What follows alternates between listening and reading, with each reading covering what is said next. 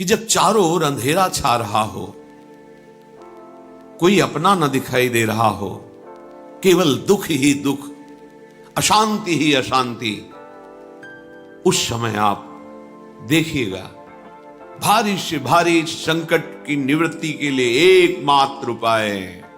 यदि आप भजन नहीं करते तो आप दिमाग में लिख लीजिए, चाहे अपनी नित्य डायरी में लिख लीजिए। आप एक बात पर विश्वास कर लीजिए कि आपको कोई भी सुखी नहीं कर सकता। यदि आपको कोई सुखी कर सकता है तो आप हैं। बिल्कुल घनीभूत अर्थात ठोस बात है, इसे समझ लेना।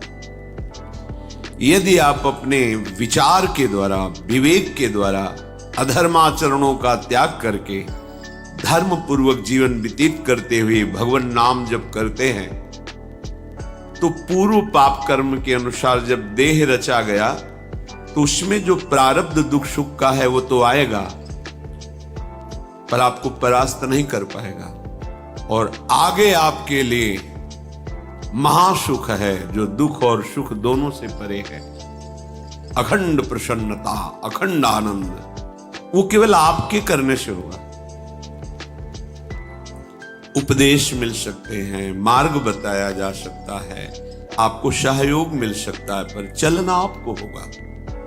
यदि आप नहीं चले तो ये कहीं भ्रम हो कि मैं कहीं जाऊं और मेरी दुख निवृत्ति हो जाए, तो इस भ्रम को छोड़ देना। क्योंकि हम आप तो बहुत छोटे जीव हैं, अर्थात बहुत लघु तपस्या, लघु पुण्य वाले हैं। हम उन महापुरुषों की बात करते हैं जिन्होंने आजीवन ऐसा तप संचय किया, फिर भी उनके शरीर में भारी से भारी दुख देखे गए। ये दुख और सुख एक भ्रमात्मक इंद्रजाल है माया का, ना दुख है न सुख है। जैसे जो सपने सिर काटे कोई, बिन जागे दुख दूर न होई। ऐसे स्वप्न में तुम चक्रवर्ती सम्राट बन जाओ तो जगने पर तुम थोड़ी रहोगे, तुम जो हो वही होगे। हम भगवान के चिदानंद अंश हैं। ये भूलकर हम अपने को स्त्री पुरुष, अच्छा बुरा, धनी निर्धन, दुखी सुखी आदि आदि बहुत सा प्रपंच है, इसे हम अपने दिमाग में बैठा लिया है। जब तक आप ये प्रपंच नहीं छोड़ोगे तब तक आपको सुखी कोई कर ही नहीं सकता, क्योंकि दुखालयम नाशवान संसार का तो तुमने अस्तित्व रखा है। अगर ये किसी के दूर करने से होता तो स्वयं जगत गुरु परब्रह्म परमात्म तत्व भगवान श्री कृष्ण सामने हैं और अर्जुन को कह रहे हैं, मात्रा स्पर्शास्तु कौन्तेय शीतोष्ण सुख दुखदा आगमा पायनो अनित्यास्तास्तितिक्षस्व भारत। हे भारत, हे अर्जुन, ये आने जाने वाले अनुकूलता प्रतिकूलता, गर्मी शीतलता, अर्थात काम क्रोध लोभ मोह मद मत्सर अपमान निंदा, ये सब ताप पहुंचाते हैं। अनुकूलता सम्मान यश कीर्ति धन वैभव, मानी हुई मान्यता, ये सब शीतलता पहुंचाते हैं।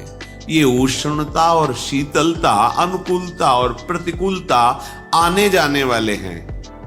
भगवान ये नहीं कह रहे मैं मिटा दूंगा, कह रहे तास तितिक्षस्व भारत।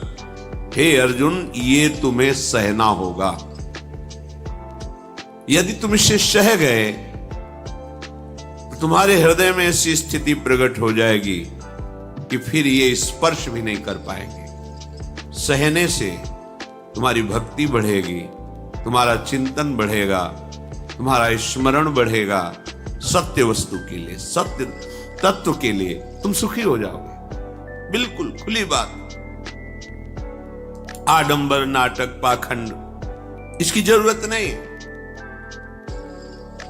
प्राकृतिक भोगों में सुख बुद्धि, देहाभिमान, विद्या रूप महत्व कुल धन यौवन अभिमान, यही तुम्हारे दुख का मूल है और ये कोई दूसरा नहीं हटा सकता। ये तुम्हें अपने विवेक सत्संग से प्राप्त हुए विवेक के द्वारा, शास्त्र स्वाध्याय से प्राप्त हुए विवेक के द्वारा इसे तुम्हें त्यागना है। दुख तुम पकड़े हो तो छुड़ा कौन सकता है? छुड़ाना तो आपको ही पड़ेगा। अगर कोई वादा करता है कि मैं आपको दुख रहित कर दूंगा, मुझे आज तक समझ में नहीं आया।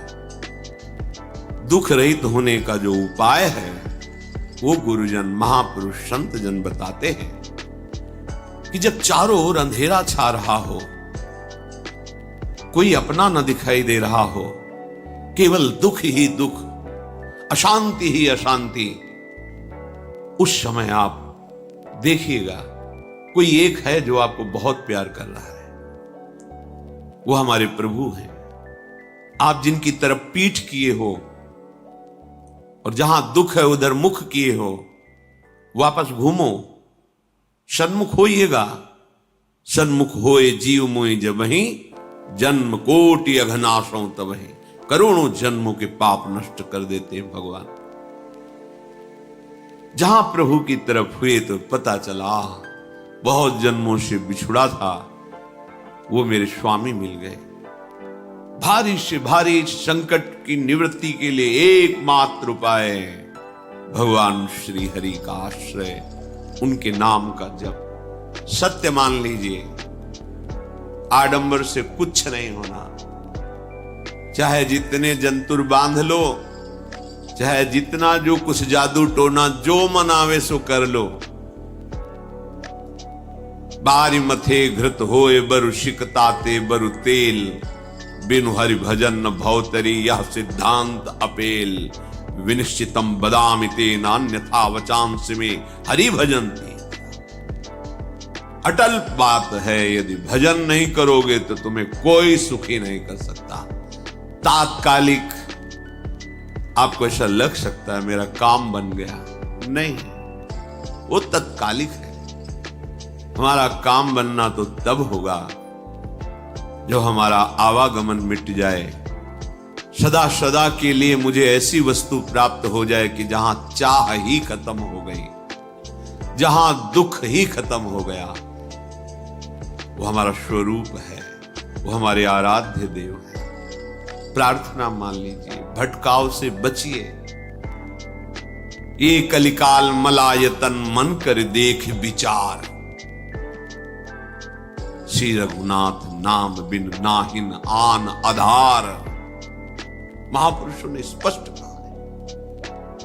ये मलायतन मल का आगार है। मल माने कामना, नाना प्रकार की वासना, भ्रष्ट आचरण, छल कपट, दंभ पाखंड, बोलबाला इसका। एकमात्र श्री भगवान का नाम आधार। जो चाहत है नित्य सुख अरु मन को विश्राम, हित ध्रुव हित सो भजत रो पल पल श्यामा श्याम श्यामा श्याम श्यामा श्याम। यदि सच्चिदानंद शाश्वत सुख चाहते हो, जहां से कभी हटना न पड़े, केवल सुख ही सुख है, आनंद ही आनंद है, और मन का विश्राम चाहते हो कि भाग दौड़ मन की मिट जाए, तो बस प्रेम से बोलते रहो श्यामा श्याम श्यामा श्याम, राधे श्याम, राधा राधा राधा वल्लभ। ये बड़ी शोध करके महापुरुषों ने बात कही है। यदि आप भजन नहीं करते तो आप दिमाग में लिख लीजिए, चाहे अपनी नित्य डायरी में लिख लीजिए, जो आप दिनचर्या लिखते हैं। आपको कहीं भी कभी भी कोई भी सुखी नहीं कर सकता। गांठ बांध लीजिए। भटकने की जरूरत नहीं है। और यदि नाम जप करने लगे, धर्माचरण करने लगे, तो तुम आशीर्वाद देने वाले बन जाओगे। सातरति सातरति सा लोकांतारयति। ध्यान दीजिए, वो तर जाता है, वह तर जाता है, वो लोकों को तार देता है। जब पृथ्वी में भयंकर पापाचरण की वृद्धि हुई, असुरों के द्वारा प्रेरित होकर के जहां भी धर्माचरण, नाम कीर्तन, यज्ञ, हवन, होम, ऋषि मुनि विध्वंस कर दो। क्या हुआ? कोई दूसरा दिखाई दिया क्या? नहीं, किसी की सामर्थ्य नहीं थी। सब मिलकर के ब्रह्मा जी के पास गए, जो ईश्वर कोटि के महापुरुष, सबने ब्रह्मा जी से प्रार्थना की। ब्रह्मा जी ने कहा, हम भी जिनके सेवक हैं वही प्रभु अब हमारे दुख का निवारण कर सकते हैं। सोचो, आप किसी और से दुख निवृत्त कराना चाहते हैं? जिसने सृष्टि बनाई है, भगवान ब्रह्मा जी भी कह रहे हैं मैं जिनके सेवक हूं, वही प्रभु हमारे और आप सबके दुखों का निवारण कर। तो आपको समझ में नहीं आ रहा कि एकमात्र भगवान श्री हरि ही हमारे दुख का निवारण कर सकते हैं। हमें कहीं भागने दौड़ने की जरूरत नहीं है। साधु समागम इसलिए किया जाता है कि हृदय पवित्र हो जाए। पवित्र हृदय की पहचान बुद्धि में विवेक का प्रादुर्भाव हो जाए और विवेक से मोह का नाश करके हम निरंतर प्रभु के प्रेम में डूबे, भजन में डूबे। सबने एक साथ मिलकर के विचार किया कि महासुख सिंधु प्रभु से विनय करनी तो कहां जाया जाए? वैकुंठ चले, किसी ने कहा क्षीर सागर चले। अपनी अपनी भावना व्यक्त कर रहे थे। तेहि समाज गिरजा में रहू, अवसर पाई वचन एक कहू, हरि व्यापक सर्वत्र समाना, प्रेम ते प्रगट होई मैं जाना। हे गिरिजा, परम वैष्णवाचार्य भगवान महादेव जी कहते, उस देव समुदाय में हम भी थे। हमने कहा कि हमारे तो हृदय में बात ऐसी आती है कि कहीं भागने की जरूरत नहीं है। हरि व्यापक सर्वत्र समाना, जैसे वो वैकुंठ में विराजमान है, क्षीर समुद्र में विराजमान है, ऐसे कण कण में विराजमान है। बस तुम प्रेम से पुकारो, जहां पुकारोगे वहीं प्रभु प्रकट हो जाएंगे। नाम बाणी जहां, श्याम श्यामा तहां। नाम बाणी निकट, श्याम श्यामा प्रगट। सिद्ध सिद्धांत है, भटकने की जरूरत नहीं। जहां हो वहीं से प्रिया प्रीतम का नाम पुकारो, नाम कीर्तन करो, उनकी लीलाओं का गायन करो, सबको सुख देने की भावना करो। देखो तुम्हारी दृष्टि बदलती चली जाएगी, भगवत साक्षात्कार करने की योग्यता आने लगेगी। ऐसा ही हुआ। सबने मिलकर के श्री भगवान को विनय पूर्वक आर्त भाव से पुकारा। आकाशवाणी हुई, निर्भय हो जाओ, निश्चिंत हो जाओ, मैं स्वयं अपने अंशों के सहित अवतार लेकर इस भूमि का भार हरण करूंगा। तुम सब बड़े बड़े जो देवता हो, जाओ हमारी लीला में सुख लेने के लिए सब वृक्ष वानर आदि का रूप धारण करो। ब्रह्मा जी, महादेव जी, बड़े बड़े ईश्वर कोटि के लोकपाल बहुत प्रसन्न हुए, क्योंकि भगवद वाणी सत्य है, त्रिकाल सत्य है। सबको विश्वास हो गया कि अब मारा तो जाएगा ये महासुर, जिसको लगता था कोई ना मंत्र के द्वारा मार सकता है, ना अस्त्र के द्वारा मार सकता है। स्वयं श्री भगवान पधार रहे। भगवान ने जो निरंतर भजन प्राण रहते हैं, कश्यप जी, अदिति, वो भगवान के वात्सल्य में भरे थे। प्रभु जब प्रकट हुए तो उनसे कहा, मुझे आप जैसा पुत्र चाहिए। प्रभु ने कहा कि मेरे जैसा तो मैं ही हूं, अद्वितीय हूं, दूसरा कोई है नहीं, मैं ही अवतरित होऊंगा। भजन में देखो कितनी सामर्थ है। जगत पिता को पुत्र रूप में प्राप्त कर रहे हैं। वही चक्रवर्ती सम्राट अवधपुरी के नरेश महाराज दशरथ जी के रूप में, जिनकी महामहिम अद्भुत सौभाग्य प्राप्त करने वाली तीन ये रानियां, श्री कौशल्या जी, श्री कैकेयी जी, श्री सुमित्रा। भगवान वशिष्ठ जी इनके गुरुदेव हैं। प्रायः बड़े बड़े महान जो राज्य पालक रहे उनके ऊपर, राजा के ऊपर महाराजा विराजमान रहे। ऊपर से स्वर्गलोक आदि लोकों से भी यह शिक्षा मिली। देवराजेंद्र तो भगवान बृहस्पति, दैत्यराज बलि तो भगवान शुक्राचार्य,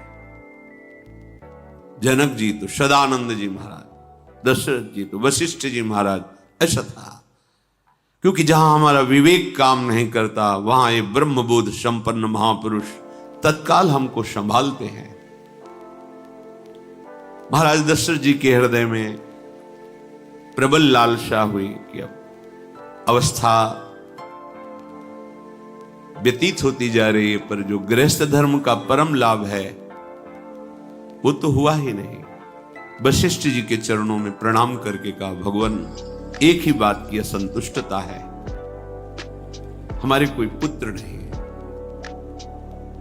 वशिष्ठ जी ध्यानस्थ हुए, ध्यान में देखा और उनका तुम्हारा जैसा सौभाग्य अन्य का किसी का नहीं हो सकता। तुम्हारे यहां स्वयं सच्चिदानंद भगवान श्री हरि अपने अंशों के साथ अवतरित हो रहे हैं। श्रृंगी ऋषि को बुलाया गया, पुत्रष्टि यज्ञ करी, उसमें साक्षात भगवान अग्निदेव प्रकट होकर के खीर दिया और कहा अपनी रानियों को पवा दीजिए। वशिष्ठ जी के आज्ञा के अनुसार उस खीर को 2 भाग में किया। प्रथम भाग श्री कौशल्या जी को दिया, जो दूसरा भाग था उसके 2 भाग किए, उसका एक भाग कैकेयी जी को भी किया। अब जो एक भाग बचा उसके 2 भाग किए और वशिष्ठ जी की आज्ञा के अनुसार एक माता कौशल्या जी को, एक कैकेयी जी को दिया। उन्होंने अपने हाथ से सुमित्रा जी को दिया। तो सुमित्रा जी के गर्भ से लक्ष्मण और शत्रुघ्न, कौशल्या जी ने जो भाग दिया उससे लक्ष्मण जी प्रकट हुए, जो रामचरण अनुरागी, अद्भुत अद्भुत हरि प्रेमी। शत्रुघ्न जी भरत चरणों का आश्रय लिए हुए राम जी का सेवन करते। बड़ा रहस्य है, कितनी मर्यादा है। गुरु की आज्ञा से जहां जैसा विधान होना चाहिए वैसा, तो उस बड़ा मंगल शुरू। ये महामहिम जगत पावन करने वाली माताएं मानो अपने गर्भ में अखिल ब्रह्मांडों के स्वामी को धारण किए हुए, जिनके गर्भ में अनंत ब्रह्मांड वास करते हैं, उन प्रभु को अपने गर्भ में धारण करने का अनुभव कर रहे हैं। महाराज दशरथ बहुत प्रसन्न है। ये जीवन का परम लाभ है। प्रभु हमारे कोई भोज, माता पिता भाई बंधु सखा पति प्रीतम पुत्र, कुछ भी, ये तो ऐसे करुणामय कोई भाव रख लो और गाढ़ भाव कर लो तो आपको अनुभव कराने लगेंगे। जिस भाव से आप देखोगे कैसा सुख महाराज दशरथ जी को हो रहा होगा, जिनको गुरुदेव से पता है कि स्वयं भगवान पधार रहे। प्रतिपल इनके दर्शन करके कौशल्या जी, कैकेयी जी, सुमित्रा जी के प्रेम पुलकित रहते हैं। दशरथ जी अहो भाग्य, साक्षात भगवान पधार रहे। समय व्यतीत हुआ, जोग लगन गृह बार तिथि, सकल भये अनुकूल, चर अरु अचर हर्ष जुत, राम जन्म सुख मूल। ठीक योग लगन ग्रह वार तिथि सब अनुकूल हो गई। कब? जिसके हृदय में प्रभु का प्रकाश हो जाता है। जो प्रभु के भजन में रहता है तो योग लगन ग्रह वार तिथि नक्षत्र सब अनुकूल हो जाते हैं। जो पे कृष्ण चरण मन अर्पित, तो करिए का नवग्रह, सब ग्रह नक्षत्र वार तिथि, ये जितने भी विघ्न कारक या शुभ कारक है, ये सब शासन में रहते हैं जिसके हृदय में भगवान नाम चल। जिते विनायक शुभ अशुभ ये विघ्न करे नहीं कोई, क्योंकि भगवान का नाम चल रहा है, हृदय में भगवान प्रकाशित हो गए, परमानंद अनुभव होता है। ऐसे भगवान जगत में प्रकट हो रहे। ये तो कभी कभी अवतार होता है, पर ये अवतार होता ही रहता है। भगत के हृदय रूपी महल में अवतार होता रहता है। जो निरंतर भगवत चिंतन परायण अपने अहम को भगवान के चरणों में समर्पित किया तो भय प्रकट कृपाला, यही हृदय में प्रकाशित हो जाते हैं।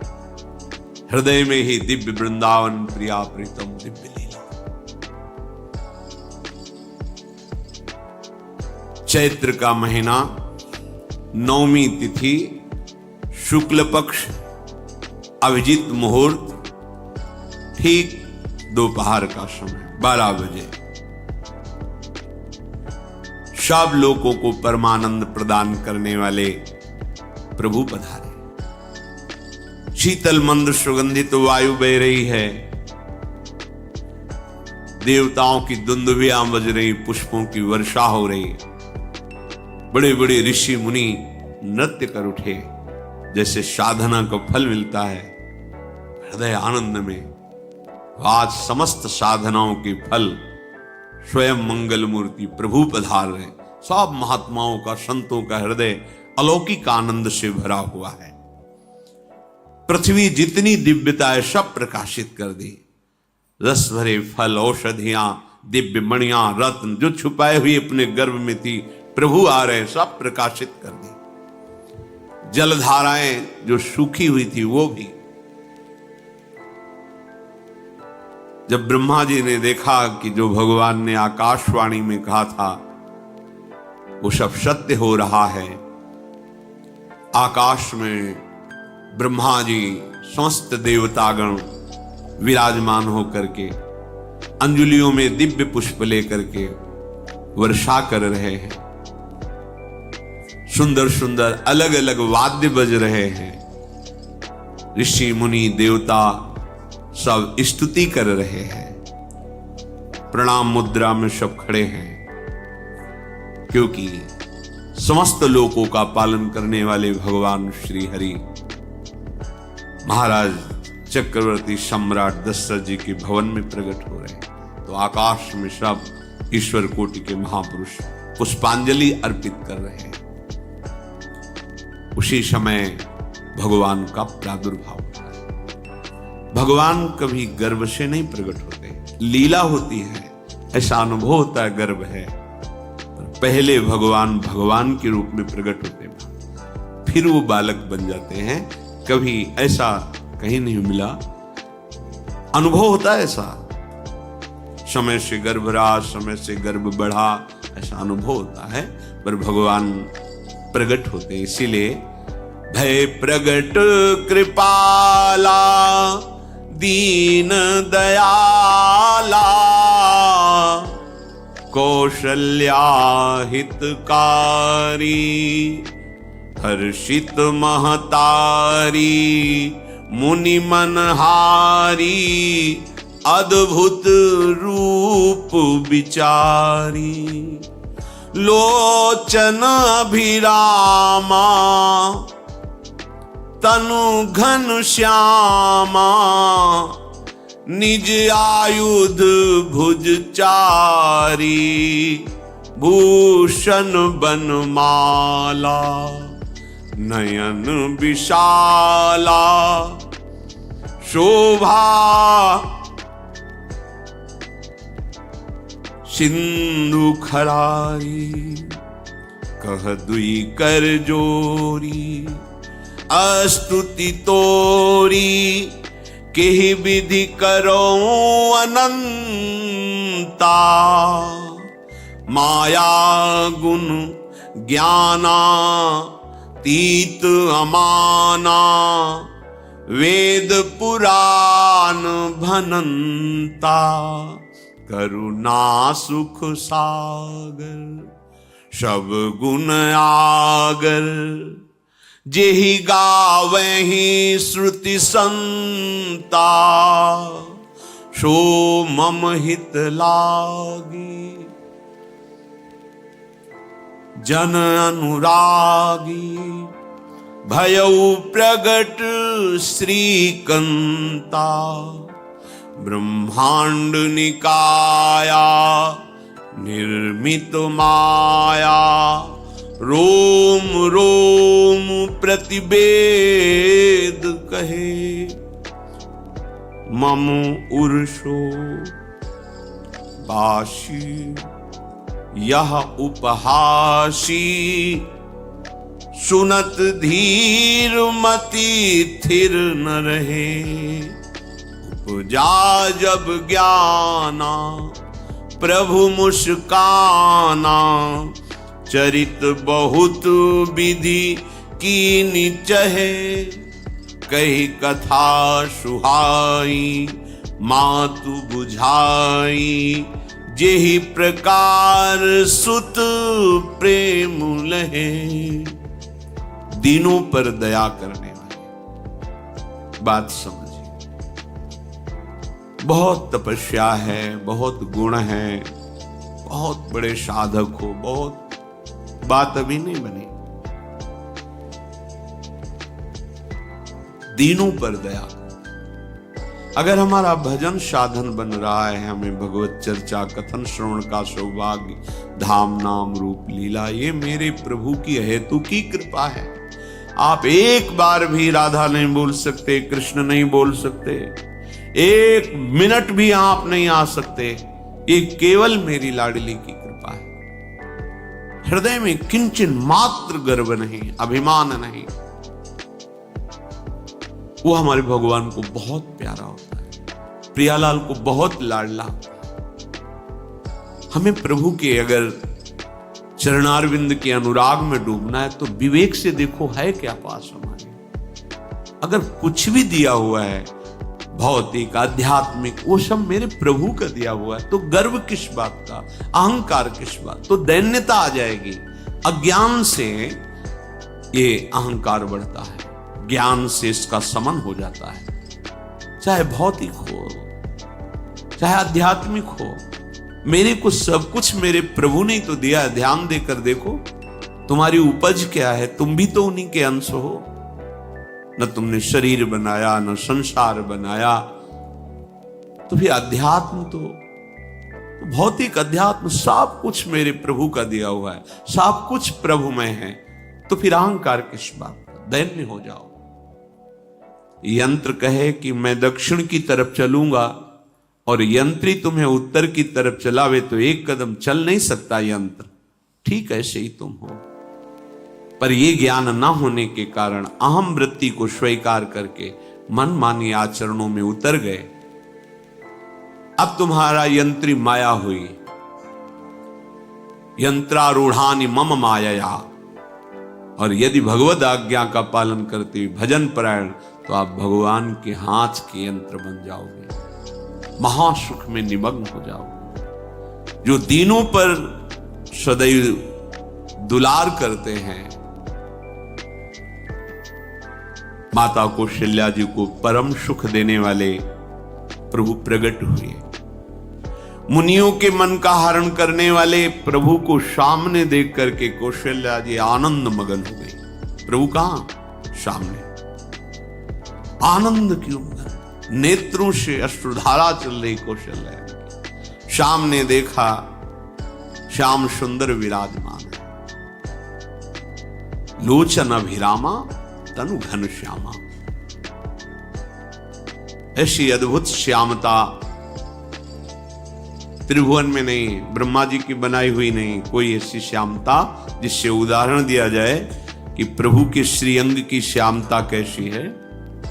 वो बस संकेत के लिए चंद्र शाखा न्याय के अनुसार भले कह दे, नहीं प्राकृतिक ऐसी रचना ही नहीं है जो हमारे प्रभु की इंद्रनील मणि श्याम मनोहर, वो है ही नहीं।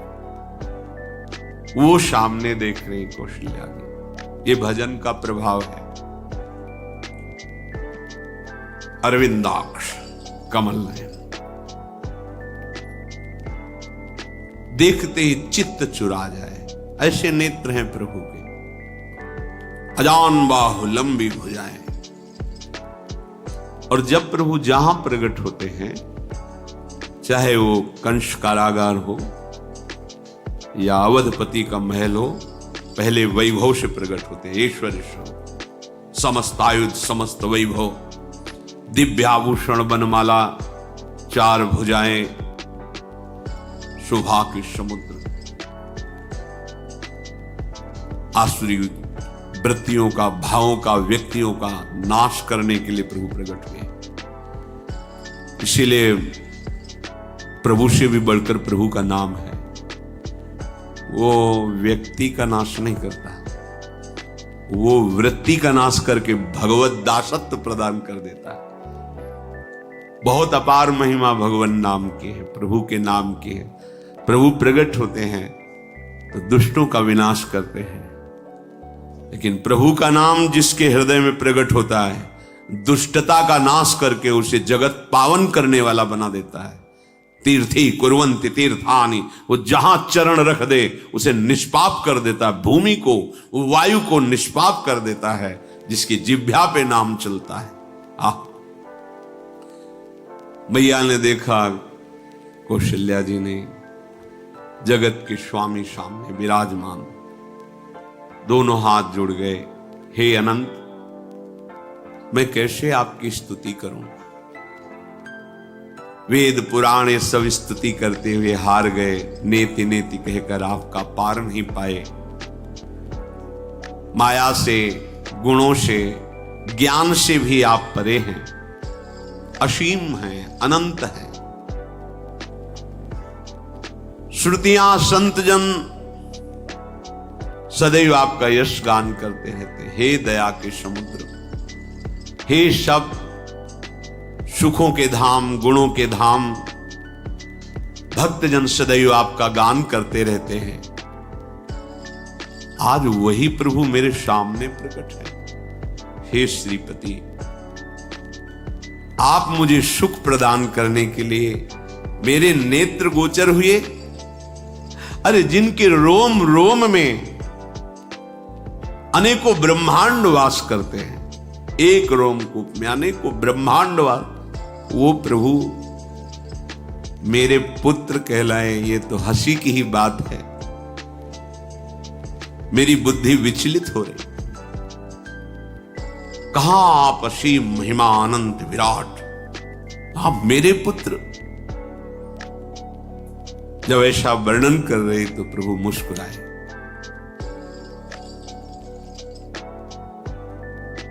बहुत प्रकार से मैं आपको सुख देना चाहता हूं, इसलिए पहले मैं इस रूप में आया हूं कि आपने जो भजन करके मांगा था, मेरे जैसा पुत्र हो तो देखो, मैं ही स्वयं, मेरे जैसा और कोई है ही नहीं, मैं ही स्वयं आया हूं। तुम्हें याद है?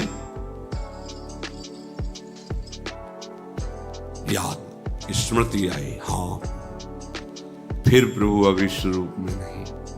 माता पुनि बोली सोमति डोली, तजहु तात ये रूपा, की जैसी सुलीला अति प्रियशीला, यह सुख परम अनूपा।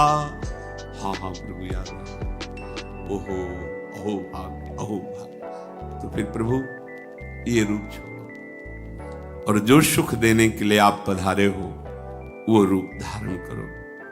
प्रभु, जब आप हमारे पुत्र बनने के लिए आए हो तो फिर शिष्य रूप धारण करो। जो ही माता कौशल्या जी ने ऐसे वचन उचारे तो सुनी बचन सुजाना, रोदन ठाना, होई बालक सुर भूपा, यह चरित जिगावहीं, हरि पद पावहीं, तेन परहीं भवकूपा। इतना सुनते ही सुजान भगवान श्री हरि नवजात शिशु होकर के रोने लगे। जो इस पावन चरित्र का गान या श्रवण करता है वो कभी दोबारा इस संसार में जन्म नहीं लेता है। भगवान के कैसे महामहिम चरित्र देखो, अभी भगवान प्रकट हो रहे हैं और उसका फल बता रहे कि जो भगवान की इस पावन लीला का गायन या श्रवण करेगा, दूसरे साधन बने ना बने, निश्चित तो भगवत प्राप्त हो जाएगा। इसका फल ही है ये चरित जे गावहि हरि पद पावहि, ते न परहि भवकूपा। ब्रह्म ऋषियों के लिए, गौ देवता संत भक्तों के लिए स्वयं भगवान लीला सुख प्रदान करने के लिए अवतरित हुए हैं। सतोगुण रजोगुण तमोगुण से अतीत भगवान का चिदानंदमय देह है, मनुष्य रूप में ही प्रकट हो रहे हैं। पर ये मायाकृत नहीं, ब्रह्मा की सृष्टि का नहीं है। चिदानंद सच्चिदानंद रूपाय, ऐसे ही चिदानंदमय देह तुम्हारी विगत विकार जान अधिकारी। निज इच्छा निर्मित तनु है, कर्म बंधन से नहीं, प्रकृति के अधीन नहीं, प्रकृति को अधीन करके स्वयं की इच्छा से आत्मस्वरूप सच्चिदानंद भगवान का विग्रह है। अब शिशु का रोदन सुन करके जैसे समुद्र में ज्वार भाटा आ जाता है, ऐसे महाराज दशरथ जी के भवन में सुख सिंधु की बाढ़ आ गई। महारानी कौशल्या जी ने शिशु का जन्म, ऐसा जन्म हुआ है जन्म मरण मिटाने वाला। आप सोचते होंगे कि ये प्रिया प्रीतम के अनुरागी, हम आपको सच्ची कहते हैं, हम इनकी बात कर रहे हैं ना तो दिमाग में रील कुछ और ही चलती है। हमें